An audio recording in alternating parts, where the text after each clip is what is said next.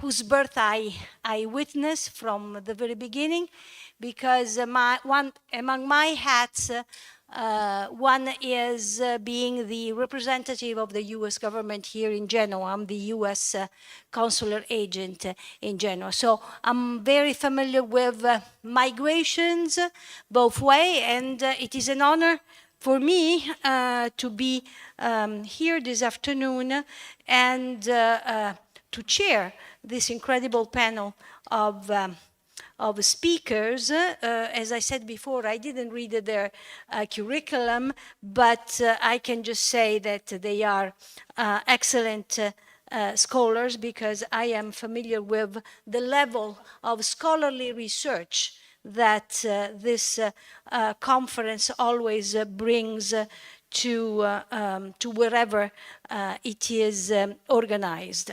And of course, you know, my presence here is justified by the title of this panel, Novel Articulations, I love articulations, of the Italian diaspora in the US.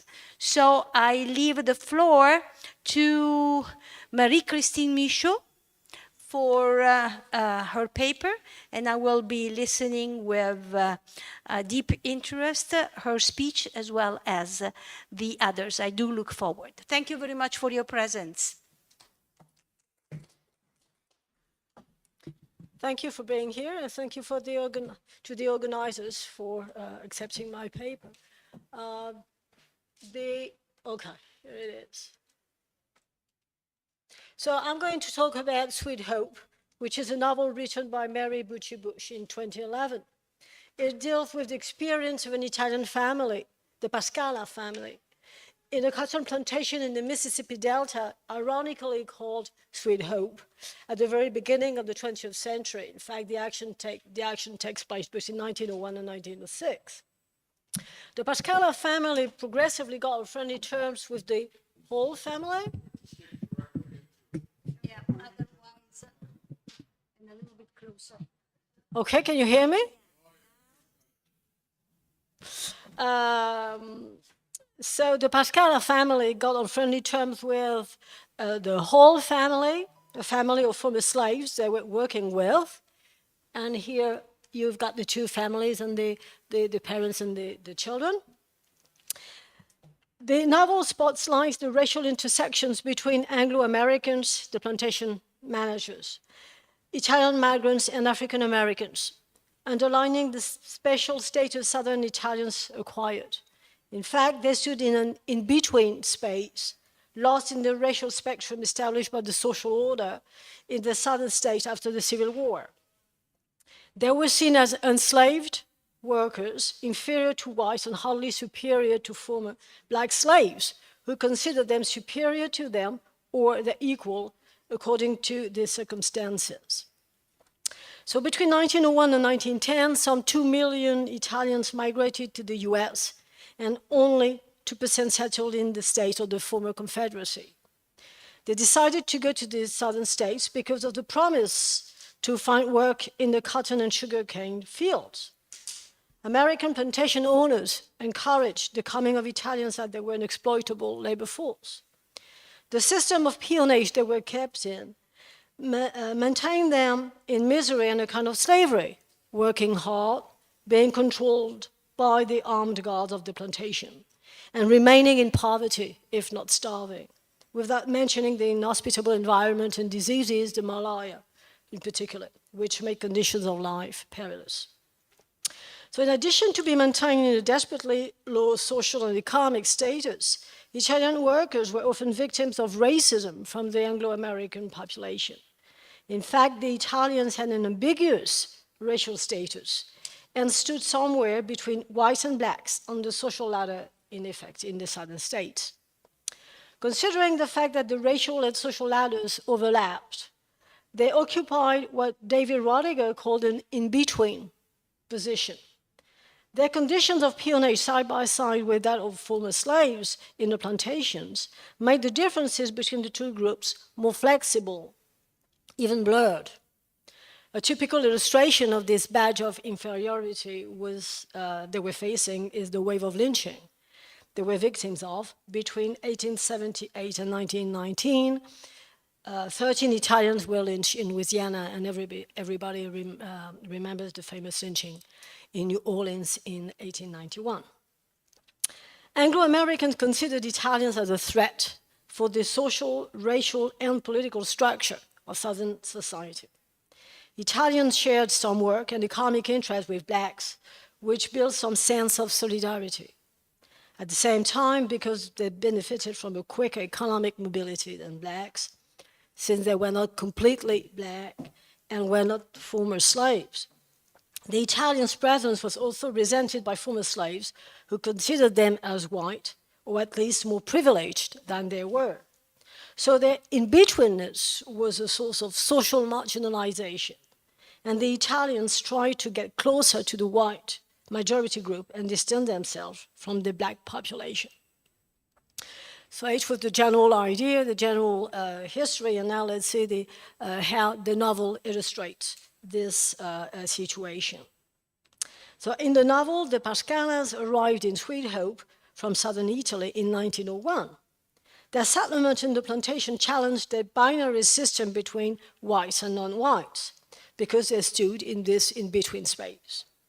The Italian characters constantly moved from one side of the color line to the other, because of the low occupational status that they shared with African Americans and their whole family. Even the Italian priest mistook Italian workers from blacks because they looked similar when they were working in the fields.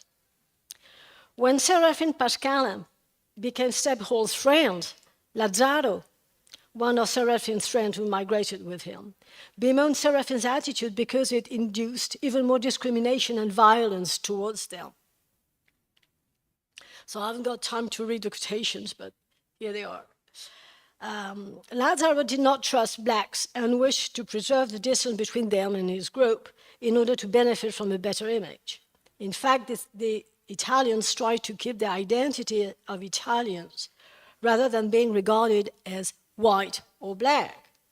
They became aware of the racialization process, which labeled them as inferior beings and exploitable workers. A dialogue between two girls, Birdie Hall and Isola Pascala, is revealing, because it stages little girls, two innocent characters, it seems, but they cast light on the racial struggle that Italians experience. And for example, Isola said, "But we're not white, we're Italian." So first, they were taken as non-white because of the color of their skin, which seemed to be darker than the skin of white people. Osvaldo, one of Serafin's sons, looked like a black boy. Fancy Hall, Step's wife, was surprised at how dark his skin was, darker than some of her own relatives, which was also the case of Angelina. Pascala. But it is mainly the working, along with former slaves, that positioned Southern Italians in an in-between space. First, Serafin was told what to do by Step Hall, the black sharecropper. On the social ladder, then, Serafin was on the lower level. But at the end of the novel, the Pascala family left the plantation, which appeared to be an opportunity ungiven to the whole family. The social and geographical mobility of Italians was easier, which propelled them higher on the racial ladder. Even if it was a choice for Step Hall not to leave Sweet Hope because he had spent his whole life there, and if the Pascalas were expelled from the plantation owner, by the plantation owner, because Serafin intended to gather together all workers, blacks and whites and Italians, and suggested to go on strike. So Serafin represented a political danger for the plantation managers. They were all despised by the white managers, and Horton, who was the chief manager, who said, for example, he said, "Niggers and Dagos siding against the planters." So we can see the solidarity of the two groups. Serafin and Steppe worked together and helped each other, and this solidarity became evidence of the in-between status of Italian workers, as well as the difficulty to define ethno-racial borders, which appeared to be fluid. The Pascales had been bought by the company through the contract that they had signed with a padrone. In other words, they hardly had a better status than black slaves before their emancipation. They lived like former slaves, in shacks, like wild animals, and their lives looked like hell. They worked hard, and the plantation was seen as a prison. And in fact, we can see that they belonged to the company. But Italians had hope, contrary to former slaves.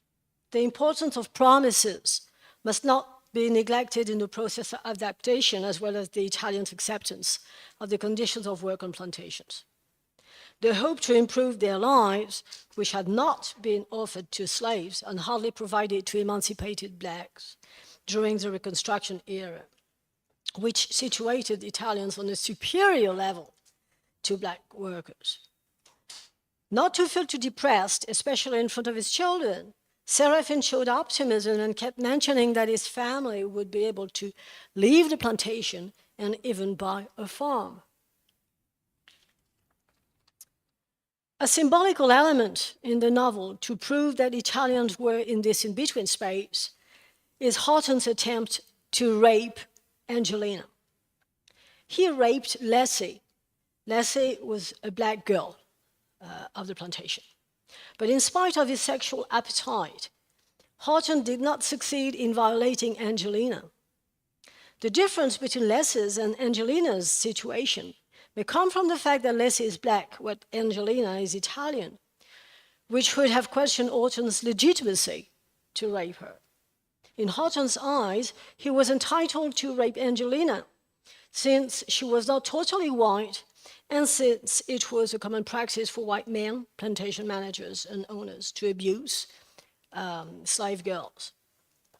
So to show the difference between black women and Italian ones, in the novel, the young female Italian character was not raped, contrary to the black one.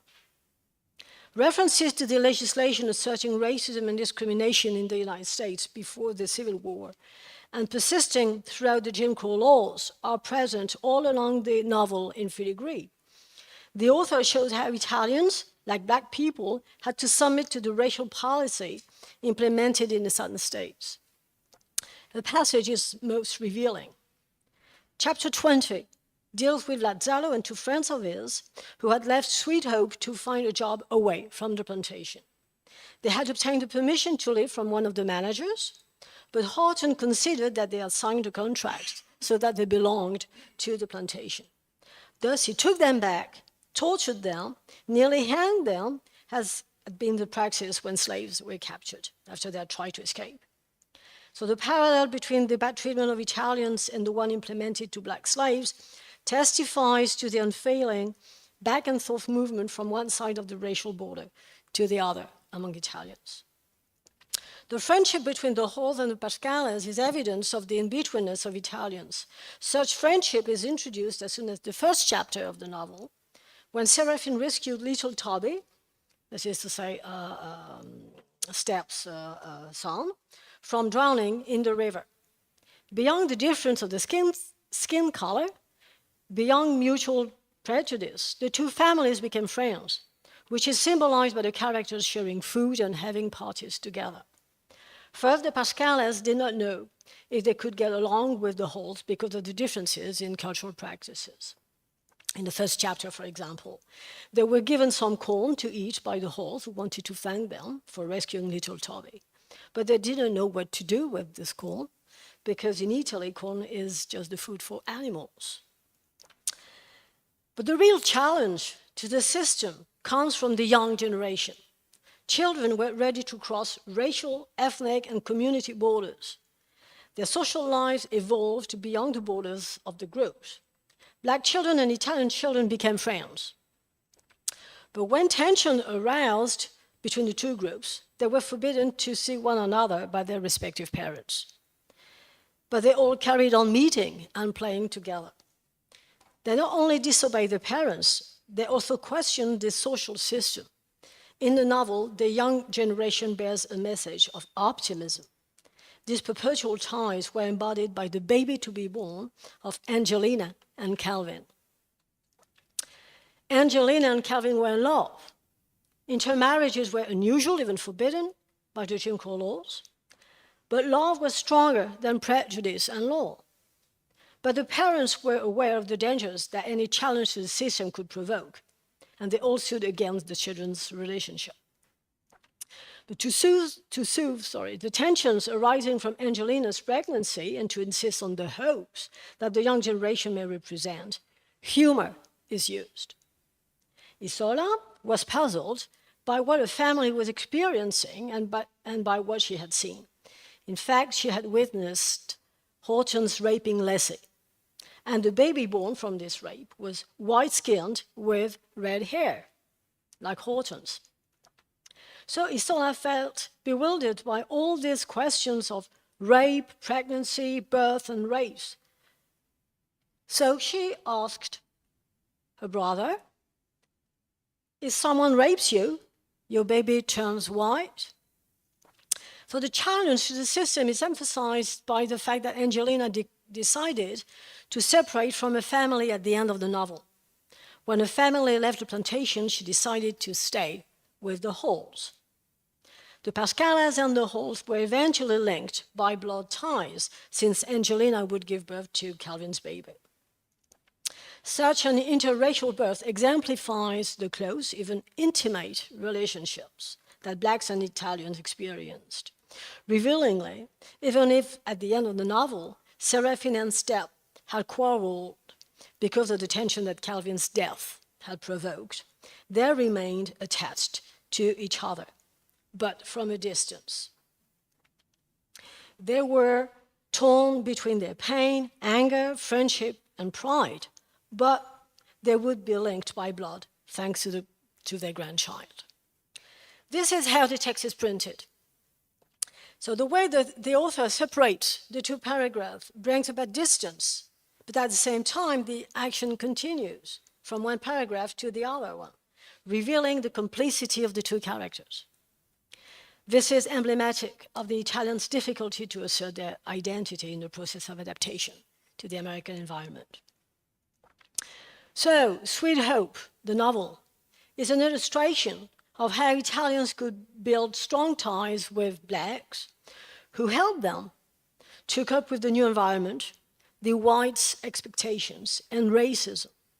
It seems that this solidarity was possible because of the in-between status of Southern Italians and the fate they were bound to share with Blacks.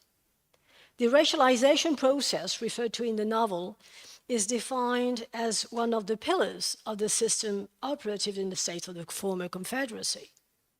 The novel denounces the system by reminding of the misery Italian migrants went through at the very beginning of the 20th century.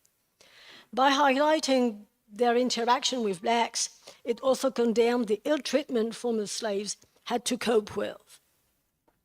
Thus, Sweet Hope carries a twofold message. First, a message of hope, thanks to the young generation and their ability to overcome racial boundaries.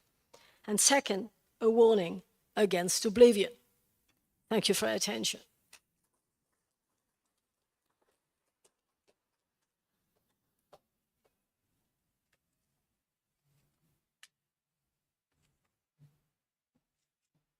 I stay there, or yeah, or would you like me to listen?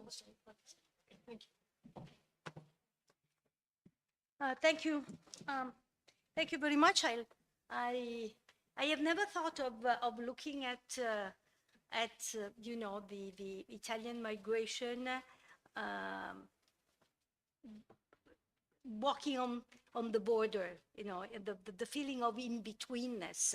I like it, the way you use that. Very, very interesting. Now we have Gloria Pastorino, and she will be talking on experiential narrative, the Tenement Museum as a way to illuminate the fortunate pilgrim, Christ in concrete, and Umbertina. Thank you very much. So first of all, thank you for having me. This is one of the few places where I don't have to spell my last name, in Liguria especially. Oh, that's too tall. I'm overestimating my height. So oh, there you go. The Tenement Museum in New York City offers a unique set of tours of a once abandoned and condemned building in the Lower East Side of Manhattan, restored to reproduce the way families of immigrants lived in different moments at the end of the 19th century and the beginning of the 20th. Built in 1867, the six-story brick building at 97 Orchard Street contained 22 three-room apartments and 2 stores. In the 70 or so years of existence, before its owner closed it down in 1935 to avoid making the necessary New York City housing law mandated renovations, namely a toilet in every apartment, it housed about 10,000 people in 70 years. As many as 18 men could share an apartment, sleeping in it in 8-hour shifts.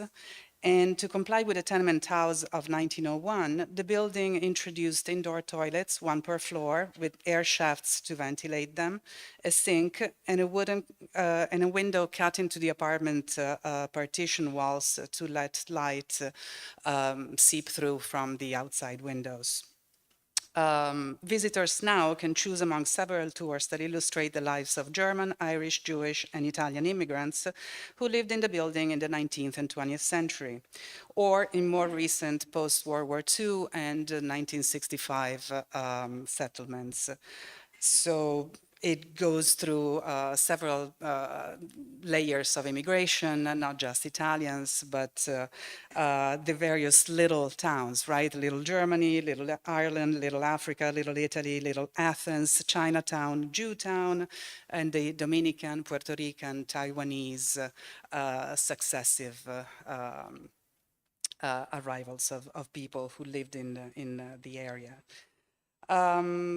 The ties between the immigration of yesteryear and today should be clear to the most clueless visitor of the museum. However, the museum self-selects visitors. It is highly unlikely that a white suprematist would choose to go there for a nice visit in New York, especially people who are unaware that we all come from somewhere in the United States. The museum appeals to students of all ages and scholars who, touring the tiny rooms of the building, can form a more substantial, more experiential idea of what it was like to live in these tiny apartments. And they also can get a deeper understanding of novels such as Pietro di Donato, Christ in Concrete, Mario Puzo's The Fortunate Pilgrim, or Helen Barolini's Umbertina. And I have a couple of, where do I? Yeah, I know, but it doesn't. Do you know where to point it? Oh, it wasn't on. Well. Under One Roof explores the stories of the Rogoshevskys and the Baldizis, a Jewish family and an Italian family who became neighbors in 97 Orchard during a critical time in New York City history.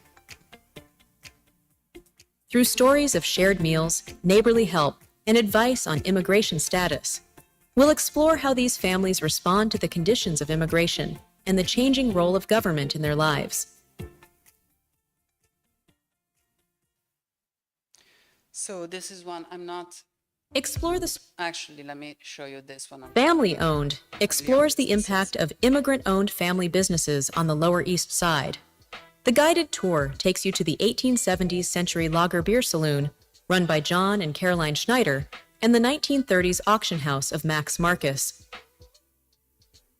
Book your tour today and discover history at the Tenement Museum. So as you can see, there are interactive platforms, and the rooms have been reproduced with realia, with objects that come from families that have interviewed, that lived there, that have kept some of the original things, and then there are lots of more recent reproductions of things that could have been in the apartments. An early depiction of conditions in tenements in the notorious 5 points east of the by then filled collect pond, was provided in 1890 by Danish immigrant and journalist Jacob Riis in How the Other Half Lives. In his books and photographs, he denounced the unsanitary, dangerous conditions of tenement living in the East Side slums. He documents the filth, the heat, the promiscuity, the lack of ventilation, the stench, the exorbitant cost of rent, the infant mortality, criminality, etc., of this densely populated area of New York. At some point, there were 290,000 people per square mile. So really the densest inhabited place in New York. Riis saw Italians as hot-headed children, and I quote, "The Italian is gay, light-hearted, and if his fur is not stroked the wrong way, inoffensive as a child, albeit ready to make a profit by cheating others." I won't dwell on the fact that Italians have furs like animals, but their living conditions and wages do not qualify them as much more than that. As you can see from the overpopulated, even walled-in backyard in the photographs on your right. These are very, very famous pictures of the Lower East Side. And up there, I don't know if you can read, but it's 1888, and Italians would not be hired to pave streets. There was a definite attempt at curtailing the power that then Italians will gain eventually in construction works in New York, where they ended up forming 96% of all public works labor force and 98% in Chicago. The Riis, of course, had an agenda which was exposing and trying to provoke reforms in New York City, and did not photograph places that were better looking than these, and his own bias transpires through his works. But regardless, the exhibitions in the museum actually kind of supplement those images with a little nicer looking ones. This is the area that I was talking about. Those are the 5 points. And as you can see, the collect pond, there is a canal street in New York because there was an actual canal that ended up in the pond. And they built the prison, which was called the Tomb, not by chance, that then sank because they did not fill the pond properly. But anyways, this is the area. And you can imagine that with a pond underneath, it was a mosquito fest, but with the heat of New York summers and the humidity of that particular area, the sanitary conditions of these cheap buildings were questionable at best. Pietro Di Donato and Mario Puzo are both American-born, first-generation writers whose depiction of life in tenements is informed by direct knowledge. Helen Barolini is a second-generation Italian-American writer whose knowledge of life in tenement housing comes from her grandmother's memories and research on the subject.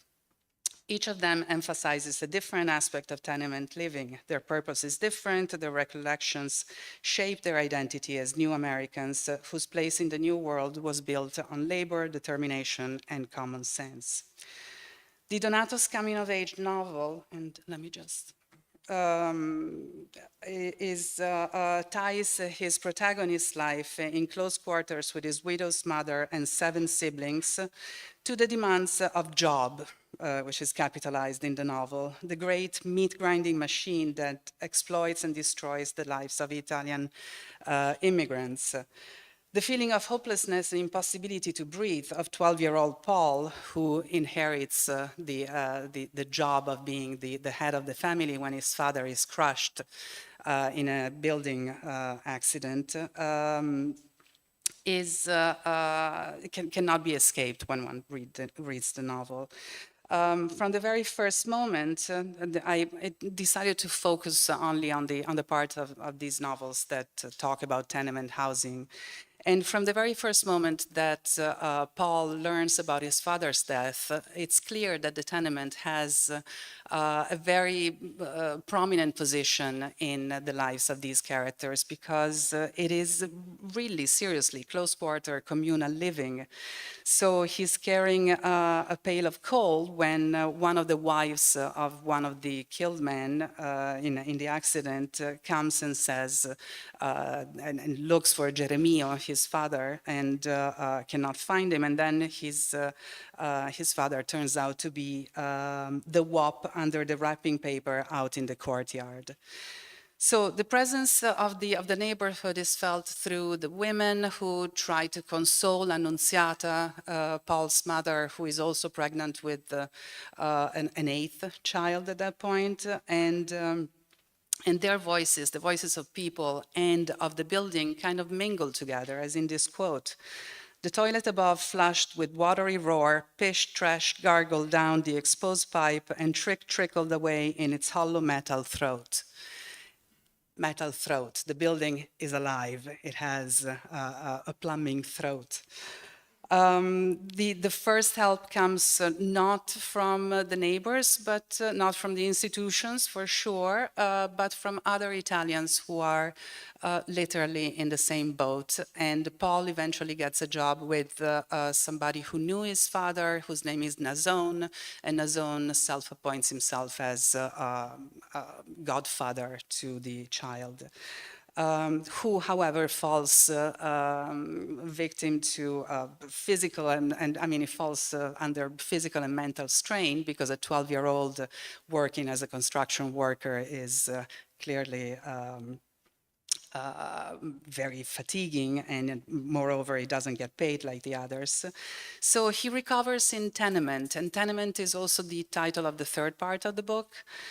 And this is how that part opens. On the 10th morning, a touch of May air found its way down the light shaft and into the bedroom. It was dry and clean and suggestive of something that did not exist in the world of Tenement. As he watches children playing in the street, his family's tiny third-floor apartment becomes his tunnel of refuge. From avenue to avenue, the 6-story discolored brick face was a cliff with its sightless windows and crumbling fire escapes. Separating it from an opposite cliff was a narrow cobbled street bordered with cement sidewalks. Di Donato spends quite some time illustrating the people sharing the building, including the Jewish family across the light shaft, another 1901 legal requirement for buildings. And this is a Jewish family, and he describes them as smelling of cabbage and chicken fat, cabbage soup and chicken fat. The son of this family will be instrumental in helping Paul, who is a stand-in for Pietro Di Donato himself, to finish high school and get an education in night school. I have a rather long quote, but I think it's very important to understand how Di Donato describes living in Tenement. Tenement was a 12-family house. There were 2 families on each floor, with the flats running in boxcar fashion from front to rear, and with 1 toilet between them. Each flat had its distinctive, powerful odor. There was the particular individual bouquet that aroused a repulsion, followed by the sympathetic human kinship. The great organ of Tenement fuging forth its rhapsody with pounding identification to each sense. The Donovan's tunnel caught the mouth and nostrils with a broad gangrenous gray that overwhelmed the throat, but on acquaintance nourished into a mousy buffet. The large Farabutti family in one of the upper flats had an oily, pleasing aroma, the maestro carrying with him a mixture of barbershop and strong Di Nobili tobacco, and the children savoring the big potato fried egg sandwiches. The Hoopers had a colorless, moldy emanation that hung and clung anemically, but dryly definite. The top right floor, Lobans, gave off a pasty fleshiness, as though the bowels were excreting through the pores. Their breaths were revolting, and everyone in the family had snarling lips ready to let go of profanities. Di Donato does what the museum cannot do in its sanitized rooms, which is give us an idea of the smells of tenement and what living in such close proximity does. Melanie Kickel, in Preserving the Unpleasant, Sources, Methods, and Conjectures for Odors at Historic Sites, says how one can infer what places smelled like from looking at pictures and picturing the coal stove and maybe soap that was displayed or flowers on the windowsill. And this actually only works if you have an idea of what it could mean to be in a windowless room with a coal stove running.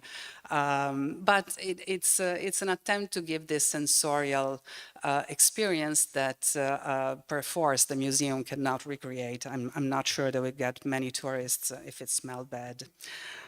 But Di Donato provides the idea of humans rotting from the inside and also of the happiness of cooking as a way to put some smiles on a kind of miserly or misery, rather.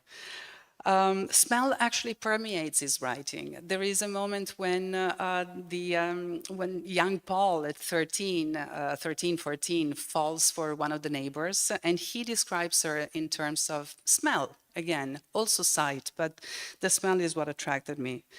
Bare-legged and in clean-washed pink gingham dress and spelling of blonde hair and broad freshness, she was before him, standing taller than he. Her dull, smoldering eyes lighting slowly, her broad, soft lips smiling, her breasts and hips swinging. But the first impression is that she smells good, and so she becomes really attractive to him. The only other joyous description is a description of the party for his uncle's marriage, wedding, I mean. And they share all this food, this rare food, before they start complaining about what America does to them. Go to America, cried every open mouth. I went, here I am, and so what? The land of disillusion, as Di Donato calls it, also cements the kind of experience that these paesani feel altogether in Tenement. While the dream of owning a house is crushed in Di Donato's novel, in Mario Puzo's The Fortunate Pilgrim, which is his second novel and I would say his best one, is achieved when the family eventually leaves the tenement and moves to Long Island. Puzo's emphasis is not just on poverty and the difficulties of providing more than just food for a family, but on the value of communal living, of a neighborhood where everybody knows everything about everybody else. And Puzo was born in Hell's Kitchen, and one of the things that happened in about 50 years from the mid-19th century to 1902, 4, more or less, was that people were run over by trains. About 450 people actually were killed because the trains would just come. And then eventually they stopped doing this and they built the High Line, which is now a park. But you can see the train going through the building and being elevated. However, the novel opens in this very striking way, which is, and I found these pictures, which are just amazing.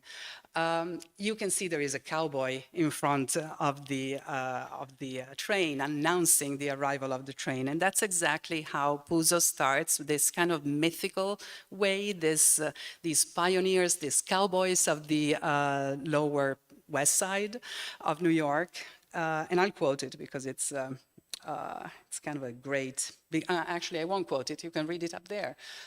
It's kind of a great beginning, spurring the jet black horse proudly through a canyon of buildings, right? The protagonist of the novel is Lucia Santa, who is the mother of another 7 children, I think, six children from 2 different husbands, who are both crushed either physically or mentally by the kind of job that they have in America. Each tenement is, Puzo writes, each tenement was a village square. Each had its group of women, all in black, sitting on stools and boxes and doing more than gossip. They recalled ancient history, argued morals and social law, always taking their precedence from the mountain village in southern Italy they had escaped, fled from many years ago. Sharing stories with neighbors who understand not just the same culture, but the same language, the same dialect, becomes a way to survive the demands of a land that kills its children through diseases or impact with stone and steel. Puzo's novel embraces Lucia Santa's resolution of being American, and she insists on cooking good food, on providing an education for her children, even though she mistrusts schools, but still she knows that for herself, but she knows that her kids have to go. And they live in a different kind of tenement, a little bigger than the one that Di Donato was describing. There was only one apartment to each of the 4 flights, so windows open to the west on 10th Avenue and to the east on the backyards, giving cross ventilation. These buildings, which seem like the heart of the neighborhood to the protagonists, are actually talked down by other people who have fled them, like the doctor, who is the son of the owner of the tenements, who says these southern Italians who lived like rats along the western wall of the city. There was still a wall at that point on the west side. The smells and noises that Puzo describes are actually better than the ones that Di Donato describes. He talks about the fruit cart man yelling up the streets so that people would come down and get the grapes, and the panettiere baking bread and getting children to help him carry crates of fruit in exchange for pizza. So there is a much different approach. There is more of an airiness, I guess, to the description that Puzo provides.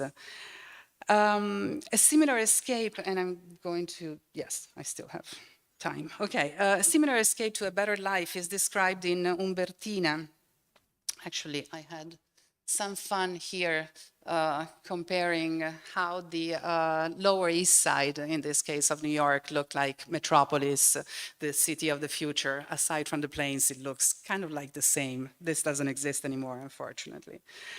In Umbertina, Ellen Barolini describes a desire to escape the tenement. Umbertina, the grandmother, the protagonist of one of the parts of the novel, is actually living in a village in Calabria, and when one of the Americani who comes back from having migrated comes back and courts her, she cannot wait to migrate, to go back to America, to find a place where she can have a little more power as a woman.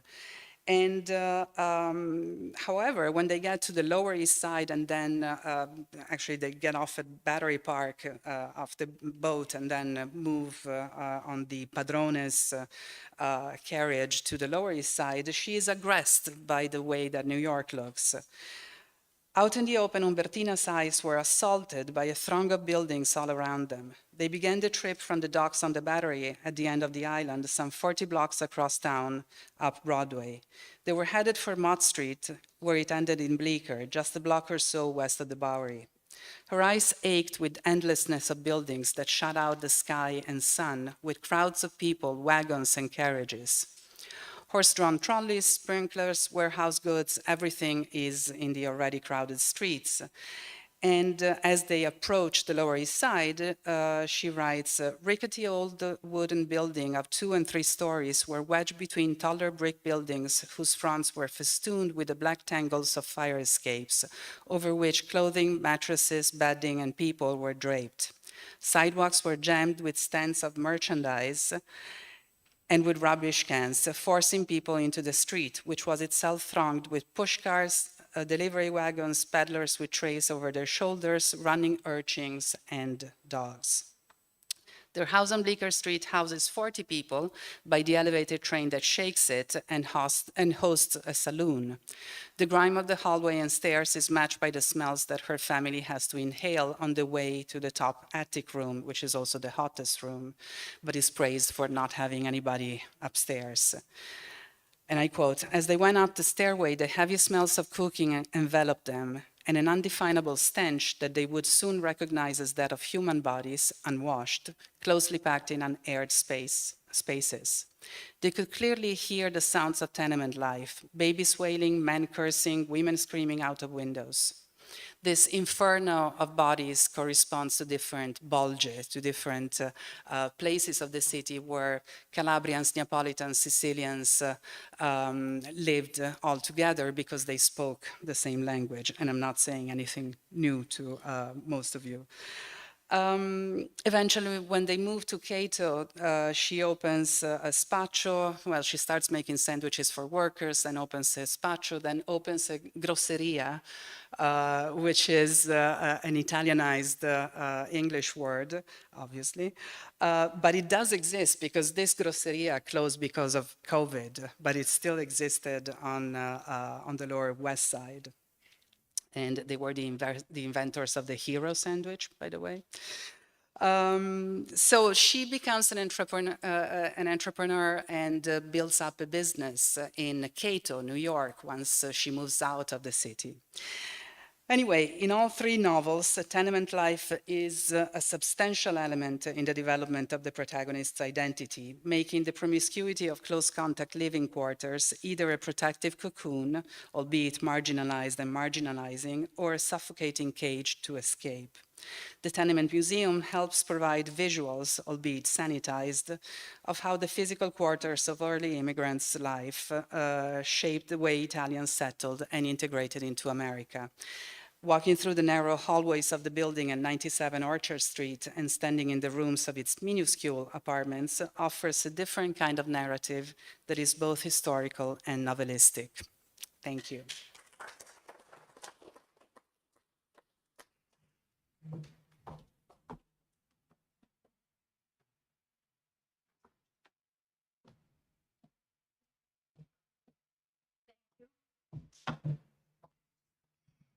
Thank you very much. I can just say that words and images just resonate into actuality, because we still have, those neighborhoods and those living conditions and, smells and everything.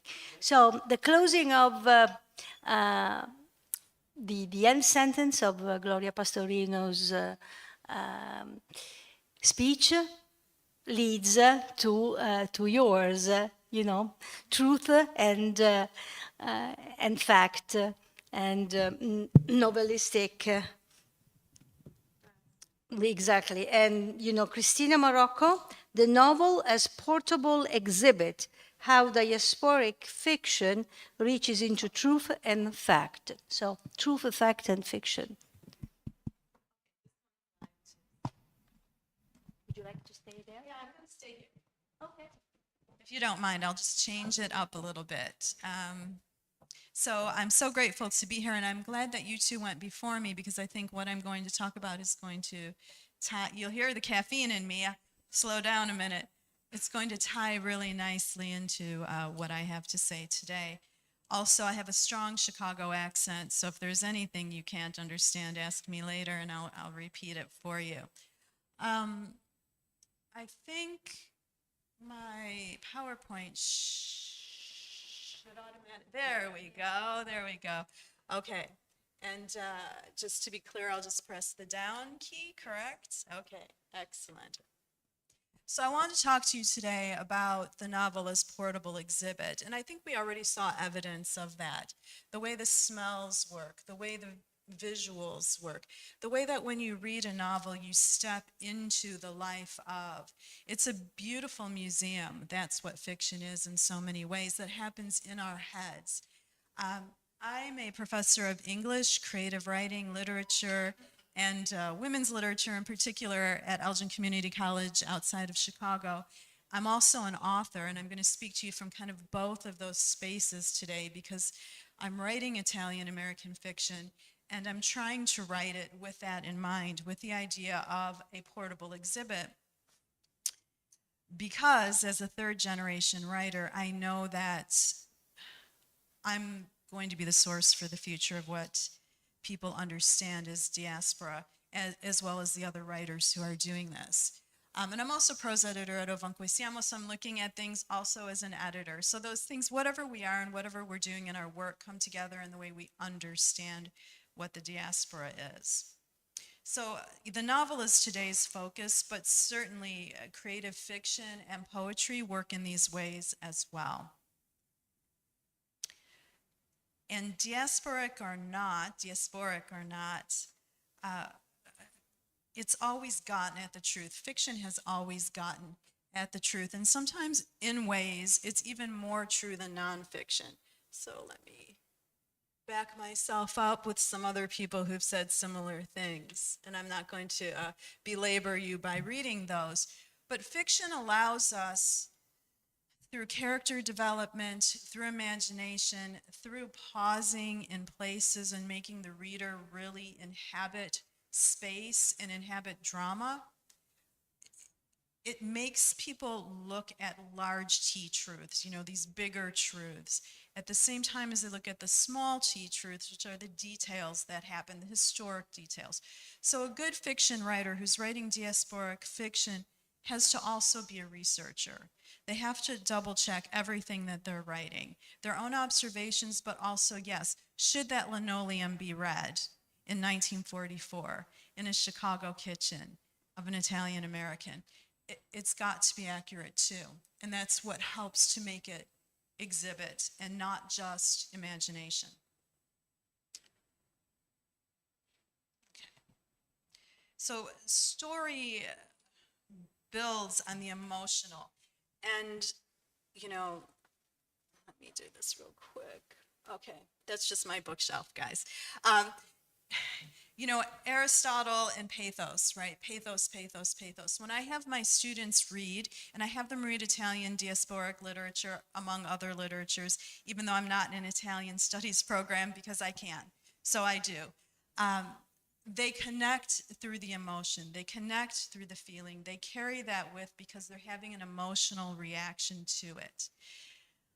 I want us to be exhibitions, but I also want us to be more than that, to be installations, for it to be super intense, so that the emotional connection is made, and then the research is done by that student afterwards. I have Italian American students come into my classroom who have read nothing by an Italian American author ever, nor do they intend to, nor do they know about the experience. But when they read a book that touches them emotionally, that is this type of an exhibit, they start to do the research. I don't even tell them to do the research. They come to me with the research, and it's not just my Italian American students, it's my Mexican American students and my Guatemalan American students who become interested in the Italian diaspora, which precedes their diaspora, and gives them ideas about the way things can and may play out.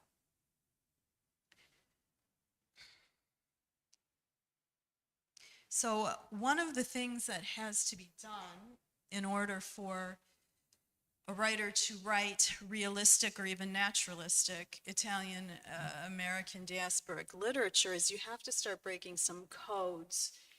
And this has been talked about by many, many other people, so again, I'm not going to belabor it, but you're always struggling with la bella figura. Am I going to show my respect by being sentimental, nostalgic, and never showing anything that's disturbing, anything that's ugly? Or am I going to break that? What kind of a piece do I want to have? Secrecy, and Susan Gilbert writes beautifully about it in the introduction to Paper Fish. I recommend reading that book and taking a look at that introduction as well. Disconnection, so in Chicago and probably in the US in general, we are often replaying the 1895 idea of what it is to be Italian as Italian American. You have to break with that if you're going to write a truthful piece of fiction. There's something I like to call the Italian-American litmus test, which is a competition among Italian-Americans about who is really Italian-American, who is not. How do you prove that? How do you stand up to it? And it happens not in academia, it happens across the board. Go into any Facebook conversation about, Sicilian-American, Italian-American.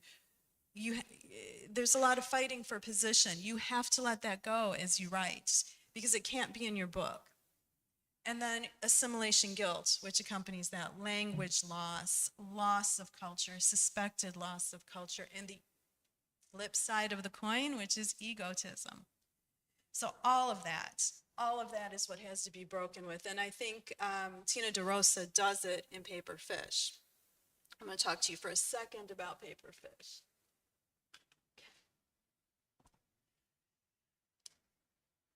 So Sandra Gilbert points out that disclosing the contours of a burden may invite pity and contempt. And that's what writers, I think, used to be afraid of doing.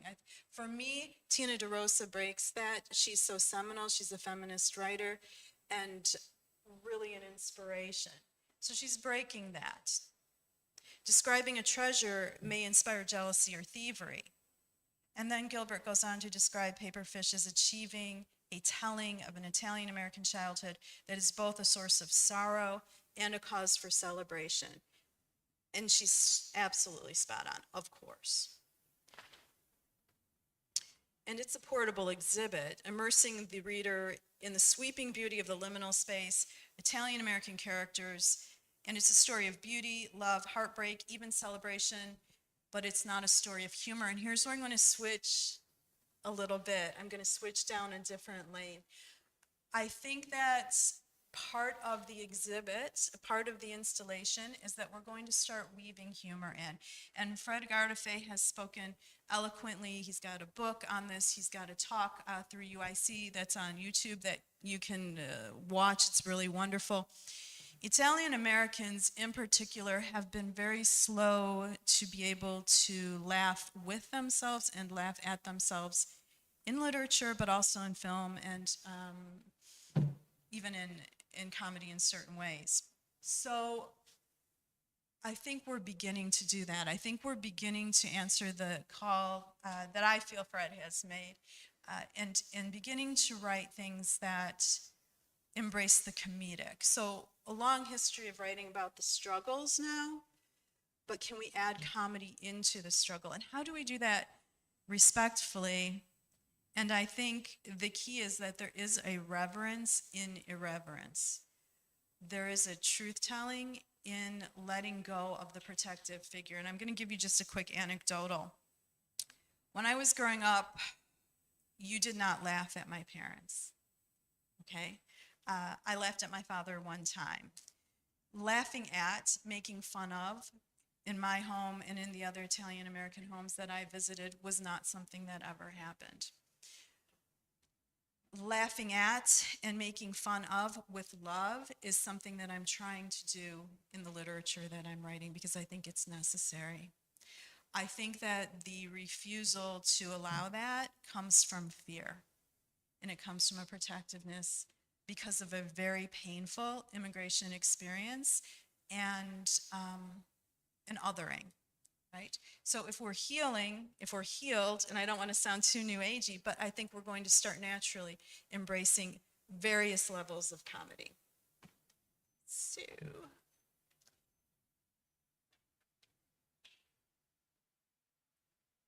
oops, wrong one.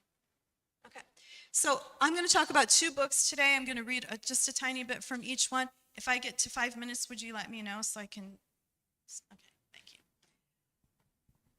I brought real books all the way from Chicago because I love real books, and they were heavy. I dragged them up the stairs over at the train station. So this is a book recently reviewed. Now, you might argue with me that this is not a novel. This is a collection of essays. I will argue back at you that it is a novel. It is a novel of Pasquino. This is Pasquinades by Anthony Di Ranzo, and it is the musings and life of Pasquino the statue in Rome. Anthony is a first-generation Sicilian-American writer, and he's really got a bit of satire here, a bit of cynicism, and some things that are just raucously funny. So I'm going to put on my reading glasses and read you just a tiny excerpt about when Pastorino meets Gogol. And I'm gonna, could you hold this for me for 1 second?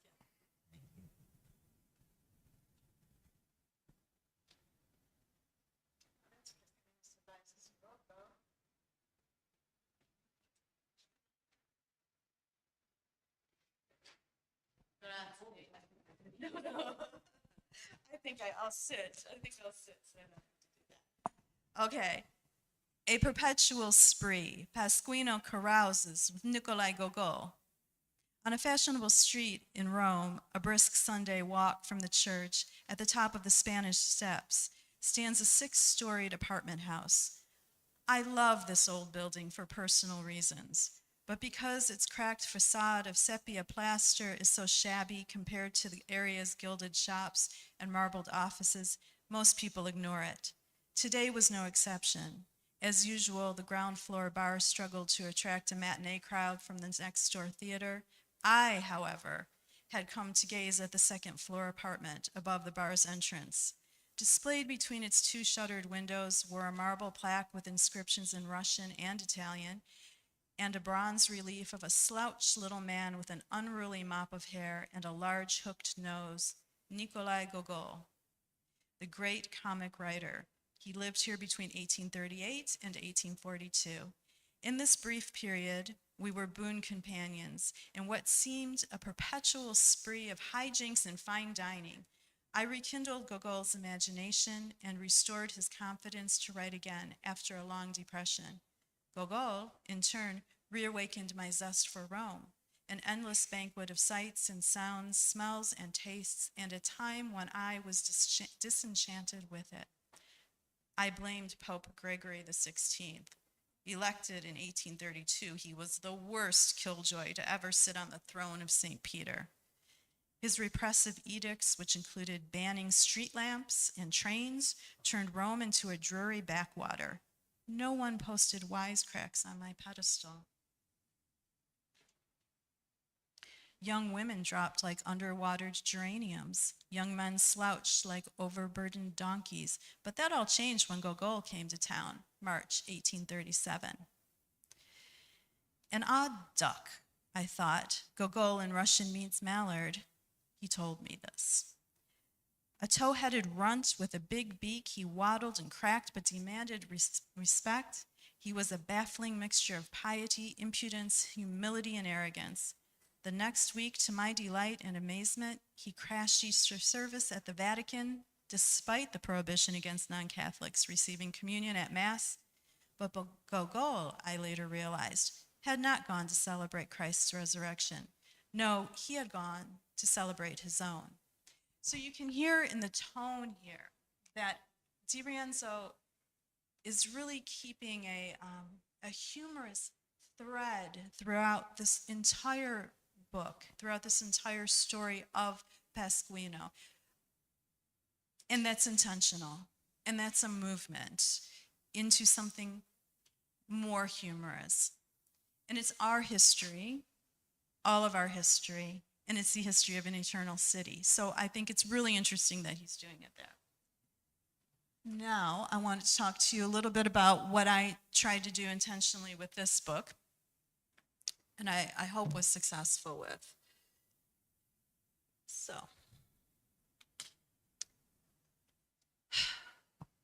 The O Love Monster is a novel that's told in short stories. It's set in a neighborhood that's heavily Italian American, but not exclusively. Okay, and I think that can add to the humor as well, because you don't have an incredibly homogenous group. It's pretty homogenous, but not exclusively. And what I wanted to do, and this is in light of, as I was writing it, I had also been listening to what Fred was saying. I really wanted to embrace comedy without letting go of la miseria, because that was real too. So how do you blend these things? How do you get the up and down? How do you have a full exhibit, I think, of emotion. And one way that I did that was to let go. I had to go back and re-break those ideas that I talked to you about. Just because you break them to write the first time doesn't mean you don't have to break them again. You have to think through La Bella Figura all over again when you start making fun of things. You need to think through what it means to be Italian American all over again when you start laughing at and with what this is. So there's a lot that I think is funny, but I'm going to read you just a little section, and this is where some young men and one young woman have gathered outside of a home, and at this home, there's a lady named Violetta, and she comes out once a week to scrub her steps. And I'll give you a little bit more as I sit down and find the page.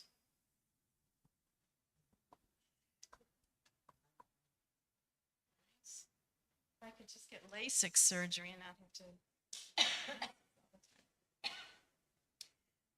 So we've got a little crowd sitting outside. Little John sat on the other side of David. He had the look of a boy whose sister is going to become a nun, because that was the case. This is to say, he looked full of himself and still more than a little frightened, as if someone had set off firecrackers too close to his head every day of his life. Daniel tried to ignore little John, whispering to him about the dilemma of sin, about how he prayed the private part in the hindquarters of Violetta would remain under her dress, so then he wouldn't have to ask for forgiveness. He argued with Daniel, even though Daniel wasn't arguing back, that watching for, but not seeing something shouldn't really require confession at all, not technically. Then why are you even here? Daniel hissed. Because you're here. What kind of reason is that? I don't know.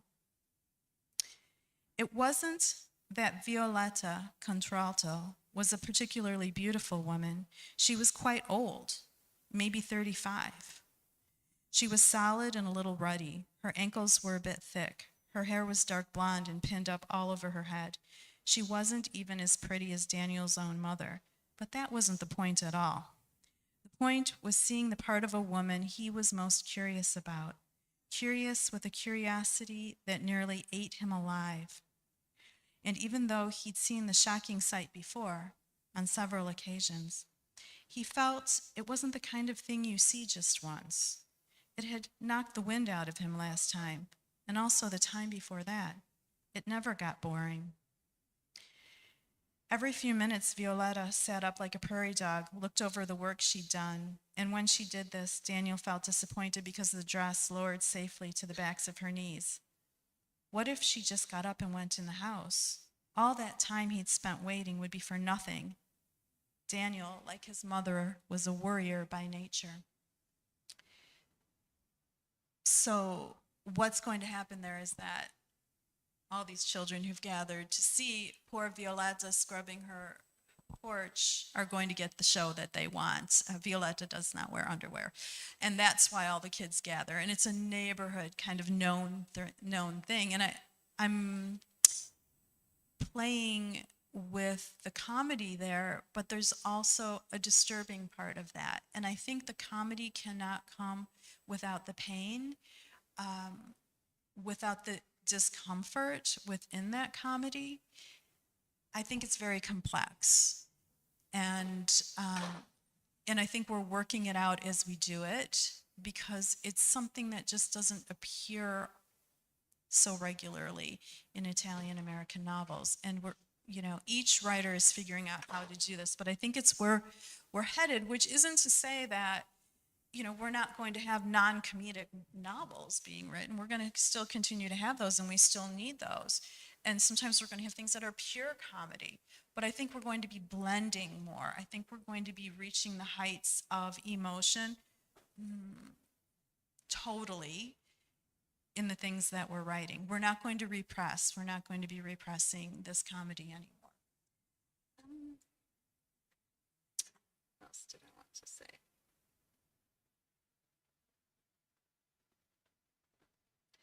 Okay, I forgot something. I tried to work in different types of comedy here. Quasi-farce. I don't think I get as far as farce, but I think there's something like it there. Hijinks. There's slapstick. I have a man who's hanging outside of a window trying to peeping Tom this woman because he might like to marry her, but he's not sure if she's high quality or not for him. He's been widowed. He falls. But you're laughing, hopefully, when he falls. There's cynicism. There's sarcasm. I want it all to be there because I think it really was all there in these people. I don't imagine that they led humorless lives at all. I just think that we've, in our quest for ultimate respect, we may have lost track of that, and in our protectiveness, we may have lost track of it. So, where do we go in the future? As I said a second ago, it's not going to be everything we do, but I think we're breaking through. I feel like there's a breakthrough here. We can definitely study it and are already studying it academically as it emerges. And we can encourage those who are writing Italian American. I put AI instead of IA. It's got me, you guys. It has like infiltrated. My students are all cheating using it, so it's going on in my head all the time. IA novels to step into humor when appropriate. I think the more we do it, the more we're going to see it happen, the more it becomes the thing that gets done. And we can put down the fear of doing that. You're not transgressing if you do it, and I think this holds forth for the entire diaspora. We're very protective of those who came before us because we know what they went through.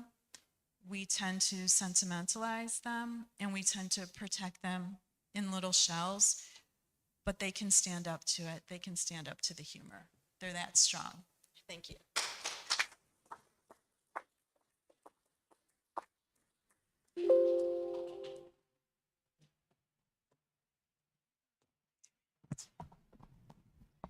I can assure you that the life of my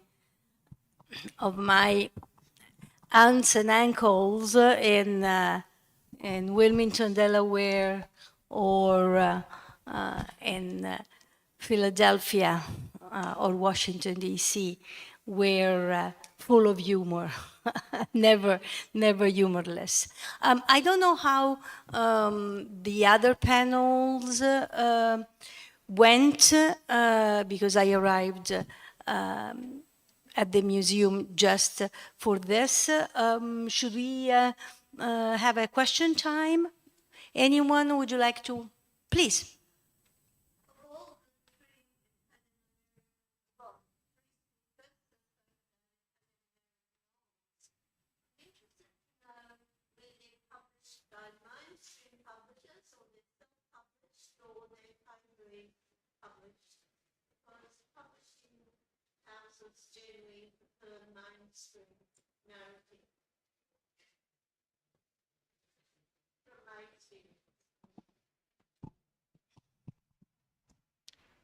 I'm not sure what mainstream narrative is, so can you explain that for me?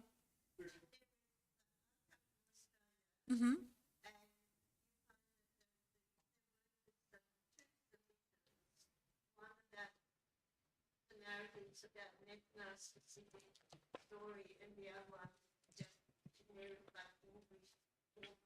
Mm-hmm.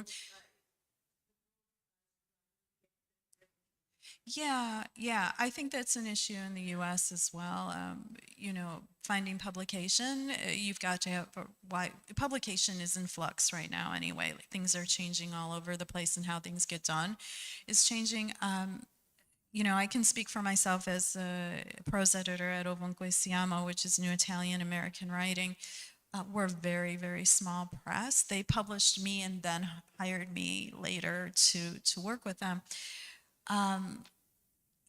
It's hard to get something that is very ethnic Italian American published in a mainstream press. A lot of people are doing self-publishing or going with a small press where you're going to do your own marketing and such. I will say, though, you want to get your book out there, find a small press that specializes and get it going. You might have to do some marketing work, for sure. but I think you're right. I think that that is a thing. Why wouldn't other people want to read Italian American diasporic work?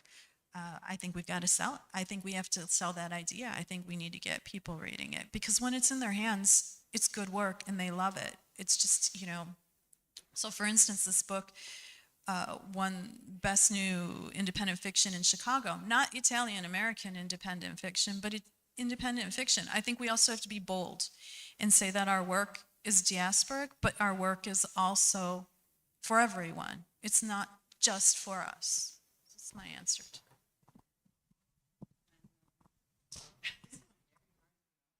it. I broke it. I didn't. When Pietro Di Donato published his novel, actually was first just a short story published in Esquire magazine, which is very mainstream. And when it got published as a novel in 1939, it was Reader's Digest Book of the Month, and it was preferred to John Steinbeck's The Grapes of Wrath. So, of course, then Steinbeck got to be more famous, and Di Donato got kind of forgotten. But in the introduction to the novel, Stats Terkel, who is a historian, a famous American historian, says that both novels give you an unsanitized American dream, which is, I think, the perfect way to describe this novel, and also the other novels that I talked about. And they all have this idea of the miseria in common, but I actually think that all three novels are humorous in some ways. I mean, even though there is a lot of death and starvation, but there are moments of levity in these writers. So that was something that I wanted to ask you, but.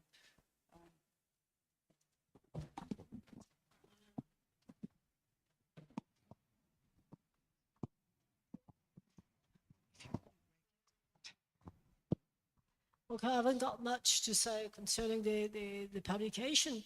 I can't remember who was the editor of the novel I Dealt Well, but could be. I can't remember. Okay, thank you. Okay, but I mean, I've studied several Italian American novels, and most of them were published by Guernica or Bordighera.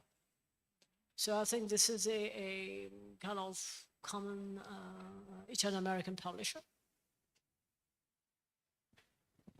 Any other question?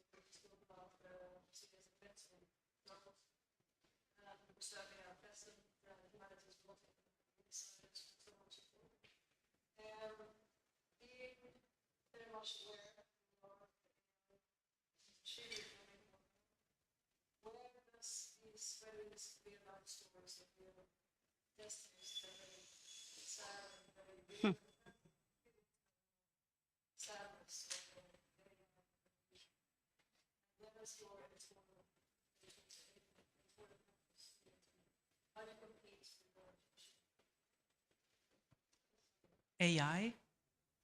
I give up. I don't compete. I think the writers can compete. Yeah, I worry about it at night at 3 a.m. I worry about AI and what it will do to publishing and what it will do to creativity and human beings. And I think we all do. Probably everybody in this room thinks about that. But all is not lost, because here's the reality.